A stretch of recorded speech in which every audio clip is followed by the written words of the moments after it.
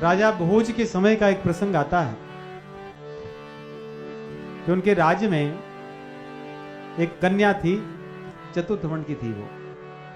तो उनके राज्य में क्षिप्रा नदी में स्नान करती, भगवान की सेवा करती।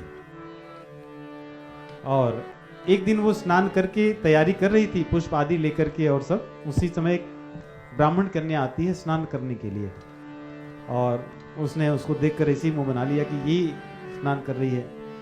आकर के स्नान करने लगी और उसके स्नान करते समय छींटे याद आने लगे। उसने हाथ जोड़कर कहा कि मेरे पुष्प आदि में लेकर जा रहे हूं, थोड़ा पूजा करना है, आप संभाल के कीजिए। उसको क्रोध आ गया और उसने उसे मार दिया कि मैं ब्राह्मण की कन्या, तुम ऐसे कैसे कह सकती हो, इत्यादि।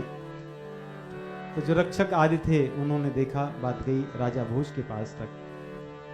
राजा भोज जी ने बातें सुनी। उन्होंने अपने ही नगर के दूसरे व्यक्ति को बुलाया, सामान्य व्यक्ति को, जो उन दोनों को नहीं जानता था। उन्होंने सभा में कहा कि आप बताओ इन दोनों कन्याओं को देख करके कि कौन किस वर्ण की है। तो उस व्यक्ति ने देखा कि जो चतुर्थ वर्ण की कन्या जो थी, उसने पुष्प लिया था, स्नान की थी और पूजा आदि के लिए तैयार थी उस रूप में।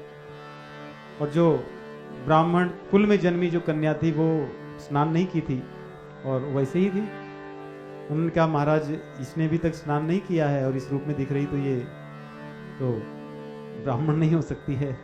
इसने स्नान किया और पुष्प आदि लेके पूजा आदि के लिए तैयार लग रही, तो ये ब्राह्मण कन्या तो यही होगी।